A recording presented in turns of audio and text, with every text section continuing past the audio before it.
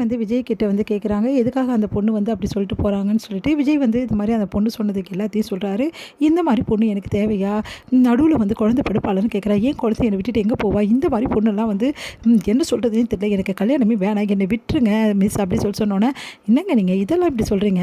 இதெல்லாம் சர்வசாதாரணங்க, இதெல்லாம் ஒரு விஷயம்னு சொல்லிட்டு உங்களுக்கு என்ன விஷயம் இல்லை, ஆனால் எனக்கு விஷயம் தான். இங்கே பாருங்கள், உங்களுக்கு நான் மாப்பிள்ளை பார்த்தா உங்களுக்கு ஓகேவா? எனக்கு பொண்ணு பார்த்துட்டு இருக்கீங்கன்னொன்னே, எனக்கு ஓகே தான் சார், நீங்கள் மாப்பிள்ளை பாருங்கள், எனக்கு எந்த பிரச்சனையும் இல்லை, அவர் நல்லா இருந்தால் எனக்கு பிடிச்சிருந்தா நான் கண்டிப்பாக கல்யாணம் பண்ணிப்பேன் அப்படின்னு ஒன்று அதிர்ச்சி அடைகிறார் விஜய். என்னை இவ இப்படி சொல்கிறா அப்படின்னு சொல்லிட்டு, என்ன சார் நான் சொல்கிறது கரெக்டு தானே? உங்களுக்கு நான் பொண்ணு பார்க்குறேன், எனக்கு நீங்கள் மாப்பிள்ளை பாருங்கள், இதில் என்ன தப்பு இருக்குது? இங்கே பாருங்கள், இதெல்லாம் தப்பே கிடையாதுங்க. அவர் என்ன கேள்வி கேட்டாலும் அதுக்கு பதில் நான் சொல்லுவேன். எனக்கு வந்து எல்லாமே தெரியும். அதனால் உங்களுக்கு என்ன பதில் தெரியுமோ அது நீங்கள் சொல்ல போகிறீங்க, இவ்வளோ தானே. இது ஒரு சாதாரண விஷயம், நீங்கள் தான் தப்பாக புரிஞ்சுட்ருக்கீங்க. சரி சரி அதெல்லாம் போட்டோம், நான் உங்களுக்கு வேறு பொண்ணை பார்க்குறேன், நீங்கள் கவலைப்படாதீங்க அப்படி சொல்லிட்டு போகிறாங்க. அதை கேட்டு இவ திருந்தவே மாட்டாளா? இப்படி பாடுபடுத்தி எடுக்கிறாளே, இவளே கேட்குறாளே, எனக்கு என்ன செய்யறது அப்படின்னு சொல்லிட்டு டென்ஷன் ஆகிறார் விஜய். விஜய் என்ன பண்ணுறாரு, நேராக வந்து ஒரே குழப்பம் அடைகிறாரு. உடனே வந்து சாரதாவை மீட் பண்ணுறாரு விஜய். அப்போ சாரதா கிட்ட நடந்த விஷயத்துக்கு எல்லாத்தையுமே வந்து சொல்கிறாரு. அதை கேட்டு சாரதா ஒன்றும் புரியாமல் அப்படியே தவிக்கிறாங்க. என்ன மாப்பிள்ள சொல்கிறீங்க? உங்களுக்கு அப்போ பொண்ணு பார்க்குறாளா? அது மட்டும் இல்லாத அந்த பொண்ணை கூட்டின்னு வந்து என் முன்னாடி நிற்க வச்சு என்னென்ன பேசுகிறா தெரியுமா?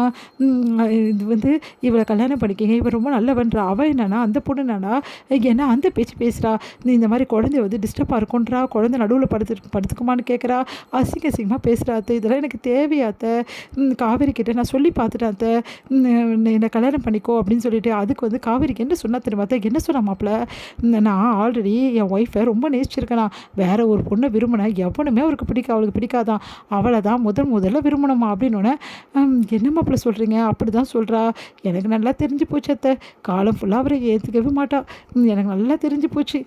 என்ன வந்து இந்த மாதிரி வந்து கல்யாணம் ஆகி குழந்தைய வந்து வச்சுருக்கேன், வந்து வேற ஒரு பொண்ணை வந்து கல்யாணம் பண்ணி நான் இருக்கேன் அப்படின்னு சொல்லிட்டு நினச்சிட்ருக்கா. நான் அவளை தான் கல்யாணம் பண்ணேன், அவளுக்காக தான் நான் வெயிட் பண்ணிகிட்ருக்கேன், அவள் தான் எனக்கு வேணுன்ற விஷயத்த நான் எப்படி எத்த புரிய வைப்பேன் அப்படின்னு சொல்லிட்டு மனசு கஷ்டப்பட்டு அப்படியே தலையில் கை வச்சுட்டு உட்காந்துட்டாரு. உடனே வந்து அப்படியே டென்ஷன் ஆகிடுறாங்க சாரதா. இப்படி பண்ணியிருக்காளே பாவி, அவளுக்கு என்ன தான் பண்ணுறது அப்படின்னு சொல்லிட்டு, மாப்பிள்ளை அப்படின்னோடனே சொல்லுங்க அத்தை அப்படின்றாங்க. மாப்பிள்ளை நீங்கள் மனசு விட்டாதீங்க மாப்பிள்ளை, காவேரி ஏதோ ஏடா கூடமா யோசனை பண்ணிட்டுருக்கா, அவளுக்கு உங்களுக்கு பிடிச்சிருக்கு மாப்பிள்ளை. இல்லை அத்தை, நீங்கள் நினச்சது தான் தப்பு, நான் நினச்சதும் தப்பு. அவளுக்கு என்ன பிடிச்சிருக்கலாம், ஆனால் அந்த பிடிச்சிருக்கிறது வேறு அத்தை.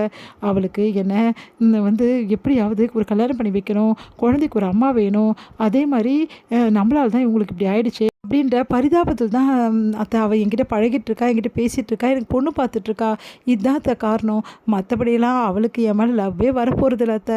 அவ்வளோதான் அத்தை, எல்லாம் முடிஞ்சு போச்சு. இதுக்கப்புறம் என்ன இருக்குது? கடைசி வரைக்கும் அவளும் நானும் இப்படி பிரிஞ்சு வாழ வேண்டியது தான்.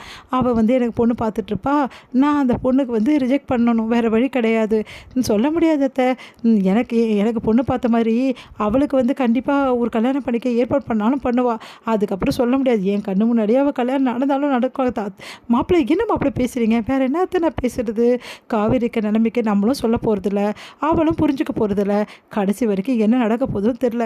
எனக்கு ரொம்ப பயமாக இருக்காத்த, காவேரிக்கு கிடைக்க மாட்டாளோன்னு எனக்கு ரொம்ப பயமாக இருக்காத்த அப்படின்னா, ஐயோ மாப்பிள்ளை அப்படிலாம் யோசிக்காதீங்க மாப்பிள்ளை, இப்போ சொல்கிறேன் மாப்பிள்ளை, இந்த நிமிஷம் சொல்கிறேன், இதுக்கப்புறமா காவேரி உங்களுக்கும் காவேரிக்கும் கண்டிப்பாக கல்யாணம் நடக்கும். அதை நடத்தி வைக்காமல் நான் ஓய மாட்டேன் மாப்பிள்ளை.